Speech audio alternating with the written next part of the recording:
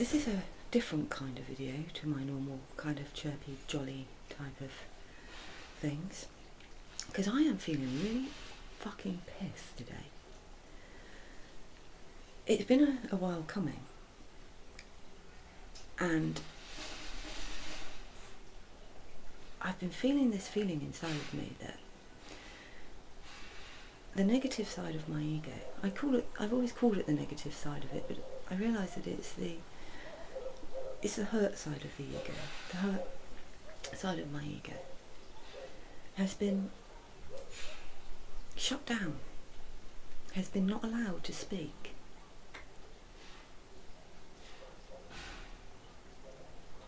Because that was my conditioning.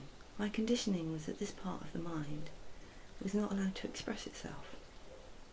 It wasn't allowed to be hurt and broken. But I realised today that it is. I've been on my own at home for the last few days, and that's always a good time for me to get things out. You know, things tend to come to the surface when you're not around other people. And I've been confused for a while. I had an incident in the summer where my spiritual ego, my messiah complex, the part of me that wanted the world to be perfect in love and light and all that, and it buggered off, and it hasn't been around since. So what I've been left with since then is this feeling of emptiness in my human. In my deeper level below that, nothing's wrong. But my human has been discontented, and without that part of the mind that jollied things along, it's been feeling frightened and alone, I suppose. I don't know how to explain it. And it's been coming out. It's been coming up. Not aggressively, but coming up and telling me that it doesn't want to be alive. It hates living. What's the point of it? What's the point of this? What's the point of all of this thing that happens day in and day out? You get up and the day starts and life starts and you do it all over again. And I've been trying to get to the root of why it feels like it does, you know, and I haven't been able to do so. I haven't been able to get to the root of its discomfort, because it felt like everything had been dealt with. Because all my memories and things, all of the stuff that happened, it's kind of been, I felt it had been dealt with. But what hadn't been dealt with is this feeling that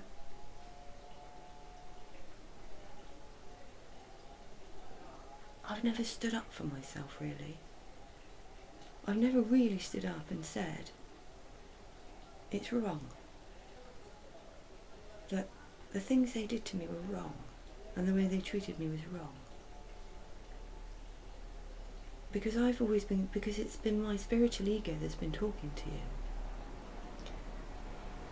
It's been my spiritual ego that's been wanting to express to you and to get across, you know, how there is a way out of this. And for the spiritual ego, there was a way out of it. It's gone. But what's left behind is something that's been repressed by the spiritual ego, by the desire to make everything fine. And this has been grumbling in the background. And today something happened. I saw the thing about Kevin Spacey, and I've always liked him. I always thought he was a good man. And I saw that he had allegedly tried to have sexual relations with a child, a 14-year-old boy. And it's like suddenly something clicked, because this has been going on for weeks, hasn't it, with all this stuff about what's been going on in Hollywood, and all the kids and the women that have been sexually molested by these fucking arseholes. Men that just think that they have the right to just touch children and women. And and this has been going on, and I've been thinking about it quite a lot, in that way of realising how many times in my life, as a woman, as a child, and then as a woman, that men felt that they could touch me inappropriately. And I started thinking about it, and I started thinking, oh yeah, and there was that time, and there was that time, and there was that time, and there was that time. There's probably 30 times, at least, in my life, where a man has thought that he can molest me, and that I would do nothing about it. And guess what I did? Nothing. I did nothing about it. Because my conditioning was that you don't do anything about it. When I was sexually molested as a child, when my stepfather made that decision that first night to creep into my bedroom and put his hand in my pyjamas and touch me intimately, he broke me. He broke my spirit. He broke my security, my safety, and my love of life. He broke the connection inside of me that I had with myself. He sent my mind into turmoil because he had an urge that he couldn't stop from happening. And so he decided that his sexual urge was more important than my life.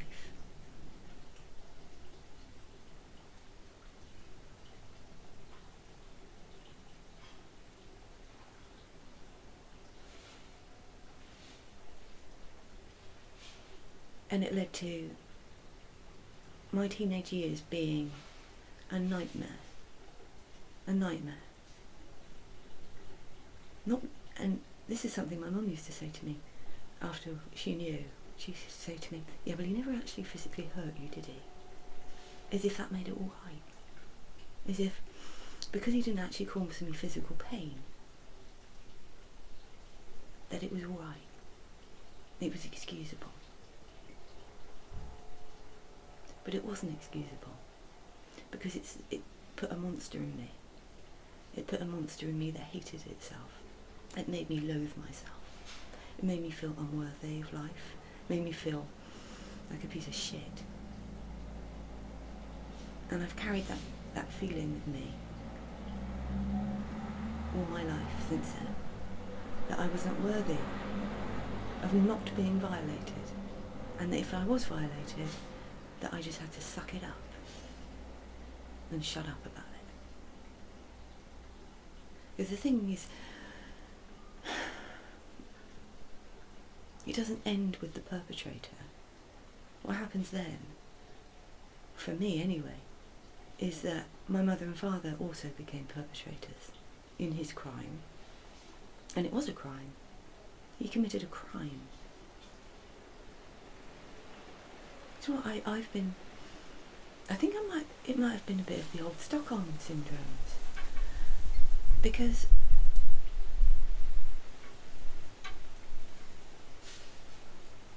I never stopped loving him. But what I can see, and I've seen this before, but I've never seen it, well, I have seen it like this before, but it's the two parts of the mind. One part of my mind loved him and wanted it to go away, and the other part hated him. And I was told that the part that wanted it to go away was the rightful part, and the part that hated him was the wrong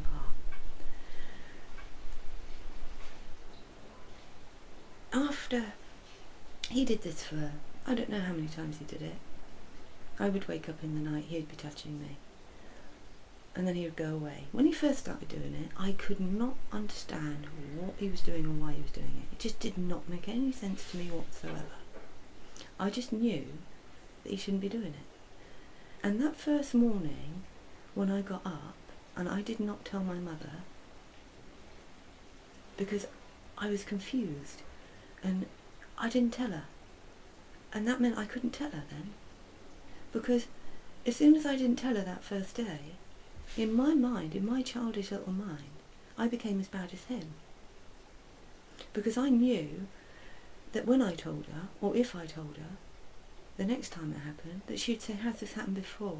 And I would say yes, and her thing would be, well, why didn't you tell me? But I instinctively knew that if I told her, it would hurt her. And so I didn't tell her. So I just swallowed it down. And I suppose the fact that I didn't tell her the first time, he thought, that's all right, she didn't say anything, I can do it again. And then he kept doing it, and he kept doing it.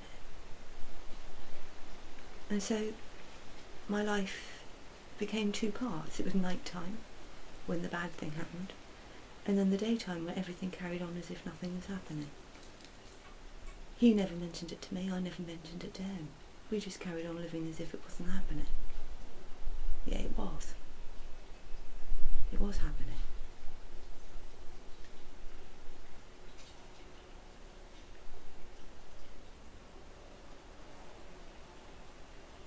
And then it happened.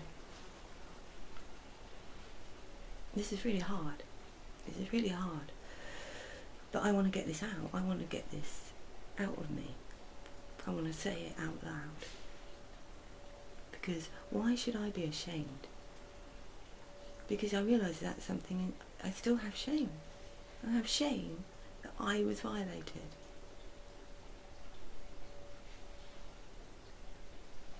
The second from last time it happened, I was sleeping in my mother's bed. And I woke up, and he was there. He was meant to be working away, but he was there. And he was doing what he did. And I orgasmed. And I was extremely shocked. I was extremely shocked, and I just couldn't believe it. I didn't know that existed. And I don't know what happened after that. I don't remember. I can't get that part. But the next night, the next day, I thought about it all day. And that night, I went back to my mother's bed. I was 12, I think. I don't know exactly how old I was. I think I was 12. But I got back in her bed that night. And I hoped it would happen again. Because I didn't know it was something I could do myself. And I was confused, and I was curious. I was extremely curious. What is this? What is this thing that my body can do? How did he do that? How did he make that happen? But at the same time, I still had the disgust in me that he shouldn't be doing it. But he did it again. He did come, and he did do it again. And I orgasmed again. But as soon as it happened, as soon as I orgasmed again, I ran away. I ran back to my bedroom. Because I was in their bed. And the disgust and the revulsion and the self-loathing hit me like a brick. It just hit me right in my gut, and it settled in there, and it stayed there. It sat there, and it festered, and my mind fragmented, because the part of my mind that was curious, that wanted to know what that was and to experience that, once it had happened, it retreated back, and what was left was the other part of the mind that just couldn't believe that I'd done such a disgusting thing. Because up until that point, it was nothing to do with me, and in as much as it was something that was happening to me. And that time, it wasn't just something that happened to me, it was something that I agreed to. I wanted it to happen. And that changed everything inside of me. I mean, I was already tormented by it, and upset by it, and confused. I mean, I was a very sensitive child, and I had an extremely good, loving relationship with my mother, even though my mother was mad. I mean, my mother was mad forever. She was an alcoholic, and I think now she'd be diagnosed with bipolar. But in those days, those sort of things didn't really happen. My mum wouldn't see a doctor or a psychiatrist or anything like that. She didn't think there was anything wrong with her. She medicated with using alcohol. But anyway, you know, her and I had a very, very close relationship. But after that happened, something inside of me broke, because I had deceived my mother. That's how I saw it. I saw that I had actually consented to the crime that was being committed. I had gone along with the crime. I'd actually wanted the crime. And I shoved that down inside of me, but it never really went that deep. It was there all the time, gnawing at me. My mother didn't find out what happened for, I don't know how long, probably a year after it happened. It could have, I say a year, it could have been a month, I don't know. I don't really have a good structure of timeline, because the time wasn't important. I wasn't recording time, so in the memory there was no time. So I don't know how long it was, until she found out. But when she did, it happened because they were rowing. They were always rowing, because she was mad, and she'd had a row with him, and I was her little ally. I would be the one that would always be with her when things were going, you know, when things went right. I'd be there with her, comforting her. I would be the adult for her instability. I'd be the one trying to make it okay, even though I was just a kid. And she said to me, well, he can fuck off, he's not sleeping in here tonight, he can sleep in your room. And I said, oh no, he can't. And there was just something about the way I said it, that she knew that something shouldn't have happened had happened. And then she questioned me, and in the end I told her. I said that he had been touching me, that he'd been coming into my room and touching me. And the look on her face when those words came out of my mouth was just devastating to me, because something in her eyes changed. The light I always saw in her eyes towards me went out, and I became the enemy.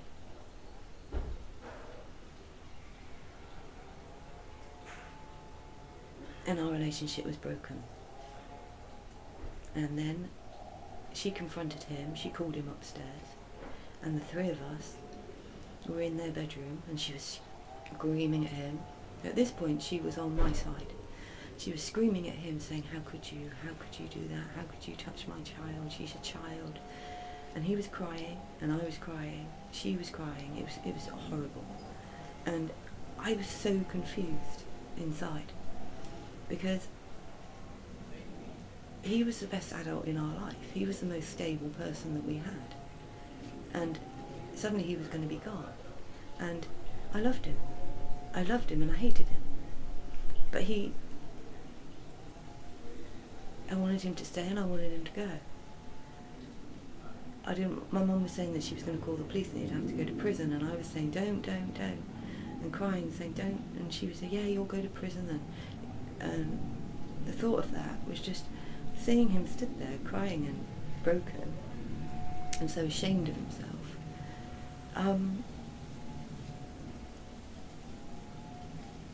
I was just a mess. I was on their bed and his keys were on the bed, and I picked them up and I started to repeatedly stab myself in the head with them, just to make it stop.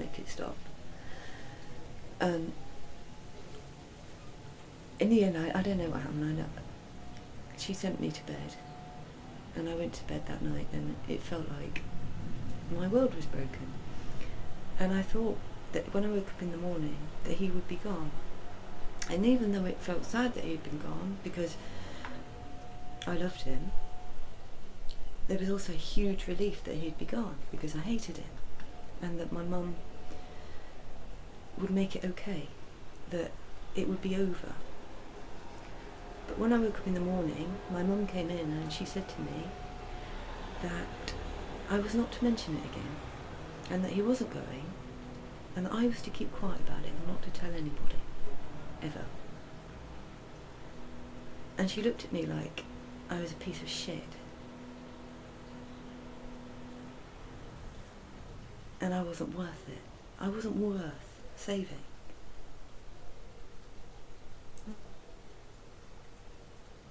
And then our lives continued. And she was even more broken from that point onwards. And she would spend, some days it'd be his fault, some days it would be my fault, depending. It's nice, isn't it? Sorry about that. Don't know how long it's going to go on for. Don't know if you can still hear me. Probably.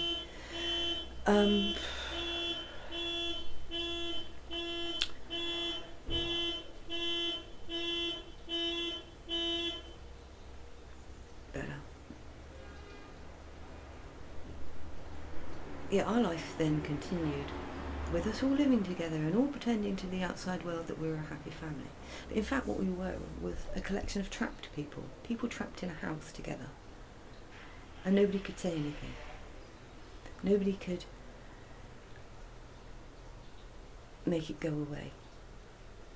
Because my mum made the decision that night that her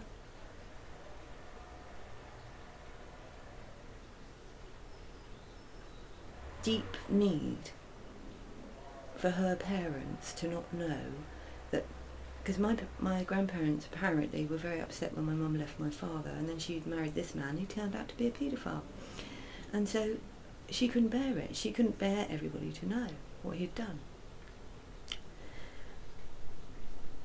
That's what I assume was her reasoning. I don't know her reasoning, really. That's my assumption, that her reasoning was that. So she couldn't leave him, and after what had happened, he couldn't leave her, because he knew that if he left her, that she would tell everybody. And so he couldn't leave her, she couldn't leave him, and I wasn't allowed to say anything. But this tormented my mother, tormented her on a moment-to-moment basis, daily. And I would get the brunt of that. He would too. We would take it in turns. It would be his fault, my fault, his fault, my fault. And you never knew whose fault it was going to be on any particular day. It would depend on who she was liking more that day. It would depend on who she took it out on. So sometimes I'd come home from school and I'd be met by a barrage of abuse of how it was my fault, and that if I didn't like it that much, if I hadn't liked, no, what should I say? You couldn't have minded that much, otherwise you would have said something. And if ever I tried to explain how it wasn't my fault, she wouldn't have it. But of course, behind all this, me trying to make myself look like I was the innocent party, somewhere inside of me, I knew that I'd joined in. That last time I joined in. But I never told her that, obviously. That would have been, I had to be completely the victim. And I felt actually, as years went on, as I just said that, I had to be completely the victim. As if actually I wasn't completely the victim. But I was. But I've always believed that actually I was compliant. That I had a dirty secret. And I did have a dirty secret. But that dirty secret wasn't mine, it was his. That he imposed on me and my young childish mind. I couldn't. My body responded the way that it responded, and then my mind responded to the way the body responded. And that's what happens.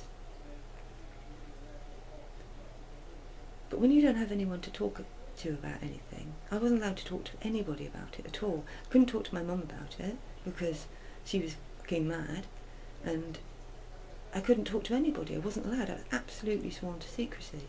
So I had to carry all this shit in me, and it grew bigger and bigger and bigger because it was torment every day. And I had to go out into the world and pretend that everything was alright. But it was hell, and the more hell it became, and the more worried she became that I would speak out, the more she upped the ante, the more she discredited me. That became her way of making sure that I wouldn't be believed, was by telling everybody in my family what an awful person I was, and that I was a liar, and she would say that I'd stolen things and I'd done things I hadn't done, and she just annihilated my character to my family.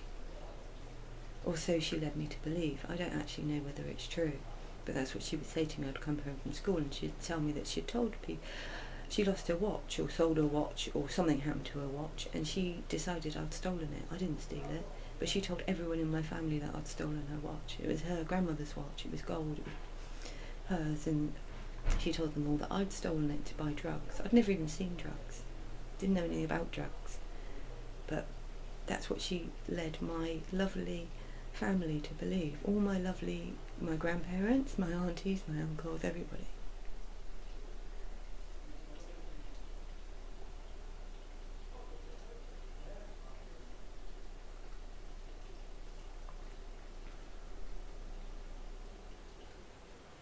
And all of this happened because he made that decision that first night to walk into my bedroom and to touch a child.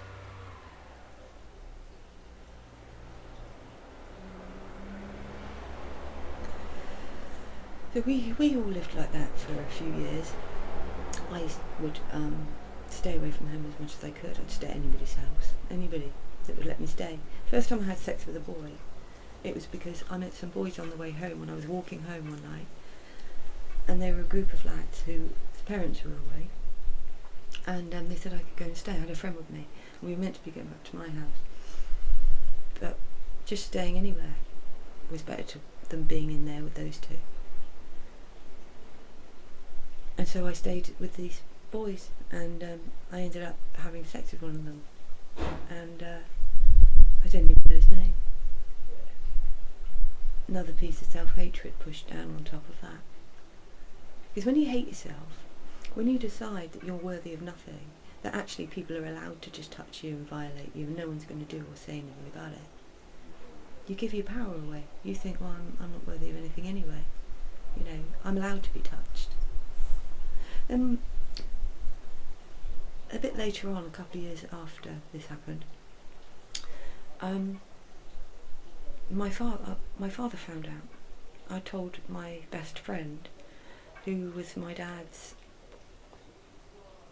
friend's daughter, and she told her mum. Her mum told her sister-in-law, who was at the time my dad's girlfriend, and she told my dad. Now, I didn't know. He didn't tell me that he knew. I was living with him a while later, and it was New Year's Eve, and we'd been out, and we both came back, and we were a bit drunk. I think I was probably 16 then. And I went up, my dad was in bed, and I was going to my room, and he was still awake, and I went and sat on the bed, and we were talking.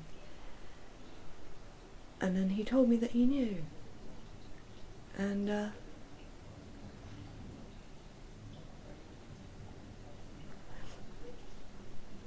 broke my heart, because my dad had never been a good dad. He'd never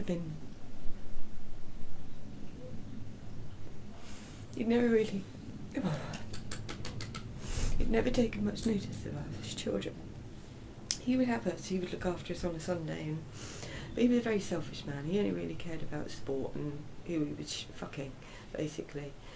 And so the time that we spent with him would be sat round a cricket pitch or tagging along with whoever he was seeing at the time. And he didn't really talk to us that much, and he wasn't an unkind man. He wasn't mean, but he was unavailable emotionally.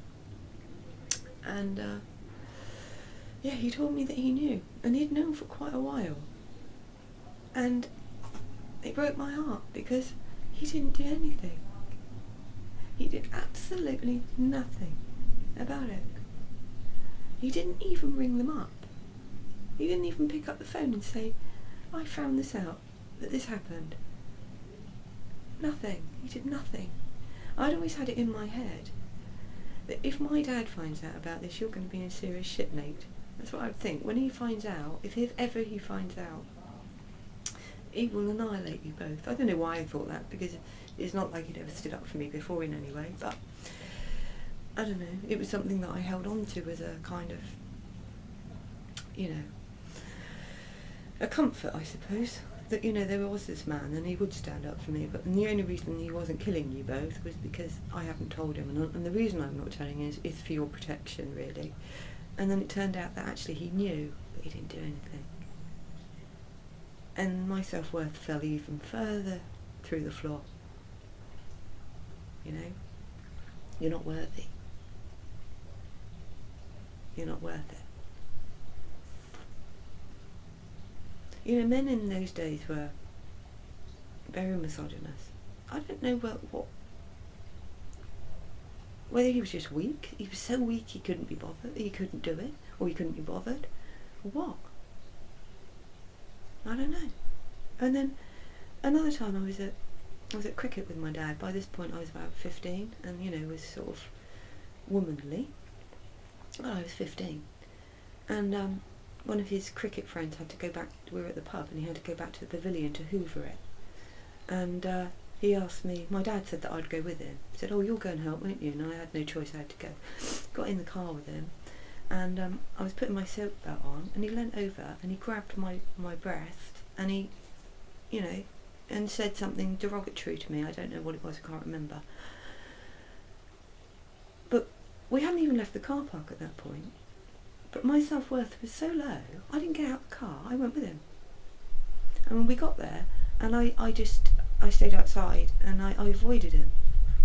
And I didn't speak to him again. Then we went back to the pub, and I told my dad, I said, you know, got in the car, and he did that to me. And my dad laughed in a kind of, oh God, you know, bloody hell, sort of way. He went sort of like that on my head, and walked off back to his friends, back to this man. And they all carried on talking, as if nothing had happened. I mean, it wasn't a big deal. He grabbed my tits, I mean, but he violated me, and my own father didn't do anything about it. He didn't even say, "Oi, what the fuck are you doing touching my daughter? How dare you?" No. I wasn't even worth him saying to him, "That's a bit off, mate." Nothing. Nothing. And so, these three people, the three adults in my life that should have been giving me stability and love and caring, they gave me pain and hurt and self-loathing. And that's been sitting in me, and I've emptied it. I've emptied each thing that happened. I've kind of emptied out, one at a time, one at a time, one at a time. But I realised today that these things, you know, they're so deep, they're so ingrained in you, that even when you can see the big picture, even when you step out and you know that this is just a game and it's just that those parts still hurt, you know, they still hurt. And I think that when a child is violated, or a woman, or a man, anybody that's violated in a way, and then everything in the world is not done to make that right, that person breaks, something inside them breaks, and you're broken forever, and you just have to learn to live with that break. And it makes you wonder whether, if my stepfather had had any idea what he was about to do would have the impact it had, would he have done it? I don't think he would, because I don't think that people think about the victim when they do these things. They're so caught up in what they want that they don't think about the consequences of their actions. They don't see that it warps everything from that minute onwards. They just think you'll get over it, it doesn't matter. If we all just laugh about it, it'll be alright. But it's not alright. It's never alright to violate a child.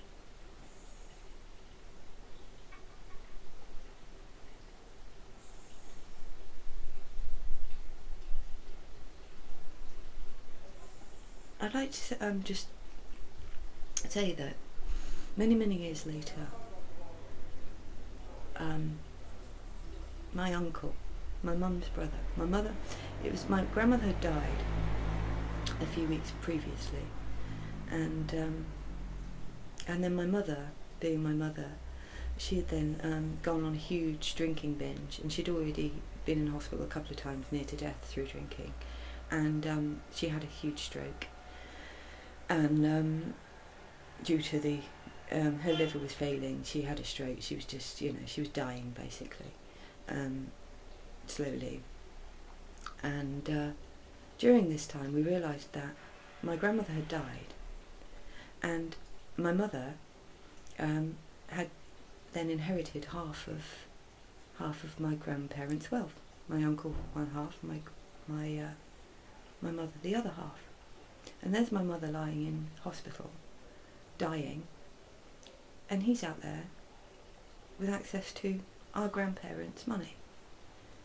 And it looked like my mum was going to have to go into a home permanently.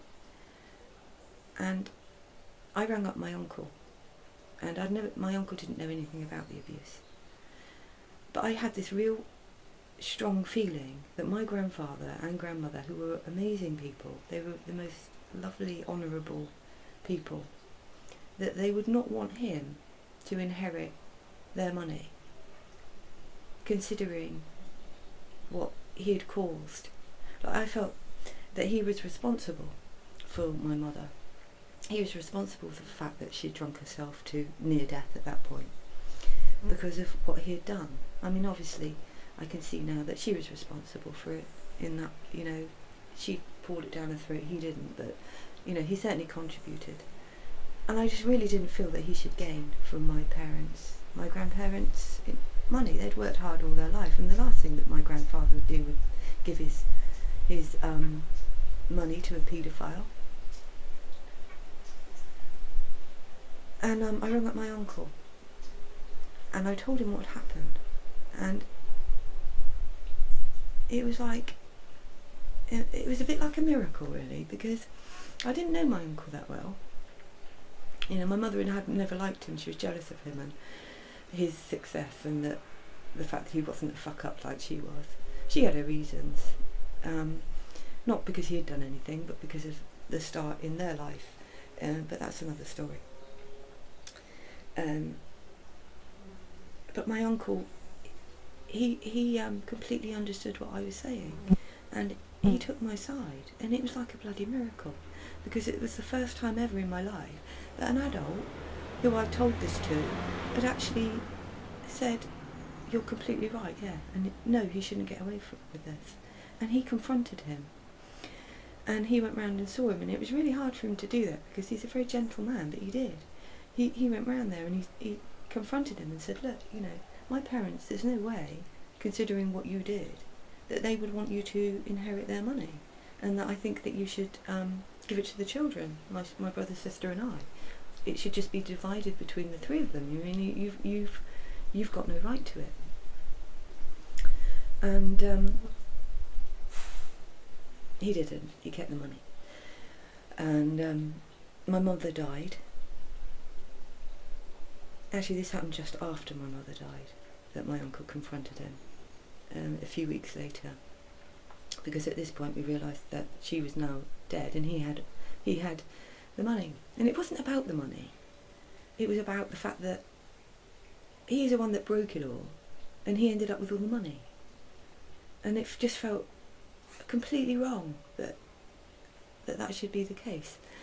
But the point of me telling you that is the fact that my uncle stood up for me. He was the first person that ever did that. And it sparked something in me, that I was actually worth something. And that's when I started to fight my way out of this. That's when I started to really take responsibility for freeing myself from this pain that I held, or hold. Because I've realised today that I still hold that pain. Because it was put in me so deeply that I fragmented, and that part is still hurt and still in pain, and it probably will be forever. And I want people to know that that's what happens when you violate somebody. You break them, you break their souls, you break their humanness. And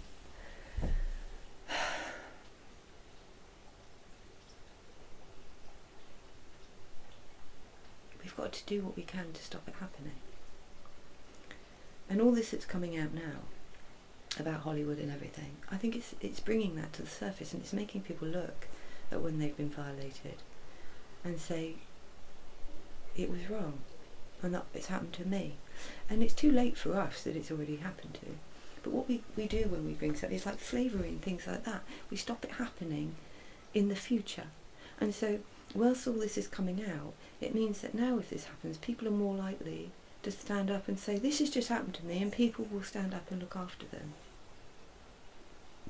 And say, no, it's wrong, and we can't have this, and we won't have this. But look, you know, I'm not saying it's stopping, it's not. I mean, look at Trump. He is an absolute cunt. A misogynist arsehole of the highest order. Yet he's the President of the United States. And women voted for him. I actually spoke to a woman on Facebook. She actually, because I post quite a few things about, I used to, about Trump being a cunt.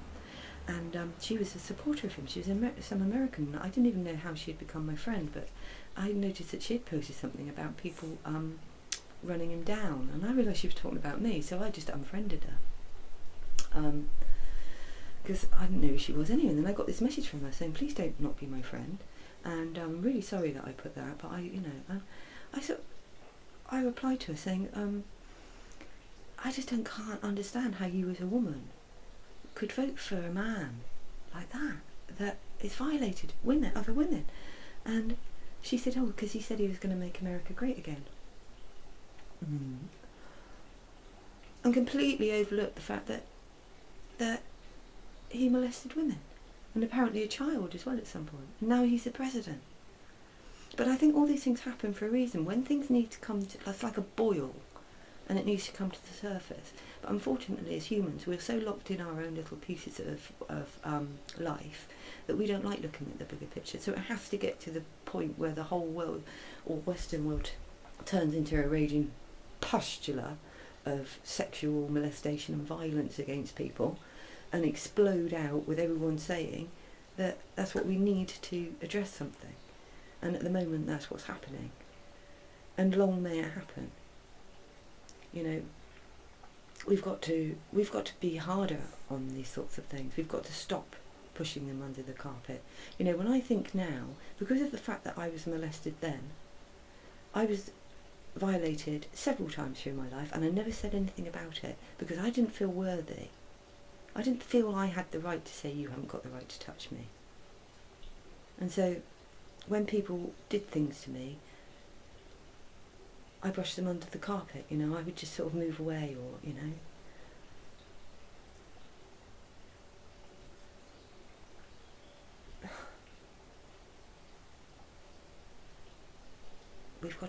We've just got to stand together, and we've got to do what we can. And how we do that is we talk about it, I think. Women have to talk about it, men have to talk about it. You know, and there's probably men that I know that have violated women. And what you've got to do is you've got to think about that from the perspective of the woman. And if you can make amends and say sorry, then do that. Not that it helps. Well, it may help a bit, I don't know. So I don't know whether I'm making this for me or for you. I think I'm making it for me, actually, because I think I want to stand up and say, it's not right and you're not allowed. I don't know. I probably won't even post this, I might, I don't know.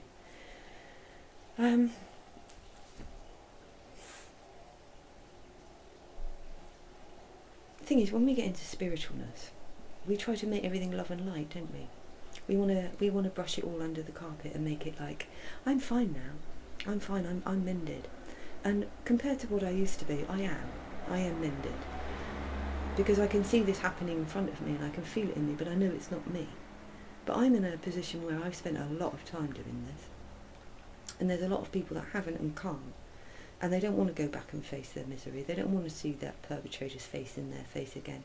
And this doesn't even have to only be sexual abuse. It could be any kind of abuse. You know, we abuse each other all the time. Parents abuse their children verbally, mentally, and you know, that's just as, if not, well, the thing is with me, I mean, the actual sexual abuse was nothing compared to the mental abuse that came afterwards. I mean, you know, the abuse in itself, as my mother would say, didn't actually physically hurt me. And there's a lot of people that were very physically hurt by it, and are being daily. But any abuse, it's not okay. And it's allowed, you're allowed to express that. When we get into spirituality, we're told that we've got to let all that go and don't go in. We've got to go into it. We've got to go right to the heart of it. And if we feel angry and pissed off about it, we've got to talk about that. We've got to let that anger out. I haven't been letting my anger out. I haven't been allowed to have the anger, but now the anger's here. And it's allowed to come out. And it has to come out. And I'm already feeling like doing this and saying this, actually saying it out loud. I don't know if any of you people watching this watched my Conscious TV interview. And I've just thought about that now. Because I wrote a letter to them and I told them sort of an outline of my story. And then we didn't have a conversation again until the interview. We went out for dinner and we had, you know, conversation, but we didn't. So when Ian started off, and the first thing he said to me was that I was sexually abused. If you notice, what I said was, I diverted it to my mother, and I said, hurt people, and they do. But I was in denial of how those hurt people, to actually name it as it is, to say, yeah, actually, fuckers, yeah, he did that to me. I kind of pushed it under the carpet again. I've dealt with it. I'm dealing with it. It's okay. He didn't mean it. They don't mean to do what they do. They don't. That's the thing. Nobody means to hurt anybody else. It's not deliberate. Like when he did what he did, something inside him pushed him to do it. And I'm sure he's regretted it and wished he hadn't done it. And I still don't hate him. I hate him and I love him. Part of me hates him, part of me loves him. And I always will. And I care about him. I don't speak to him anymore, but I always ask how he is. And at one point he was ill, and I was really upset that he was ill. And I didn't understand it. But because there's two sides to the mind. There's a part that loves and then there's a part that hates. And the part that hated in me had been not allowed to have its say. To say, you are a cunt. You hurt me, you broke me. But now it is. Now it's allowed. And we all need to say that. We all need to stand up and say, no, this is wrong. So, yeah, cheerful, huh? Sorry if it's a bit miserable. And,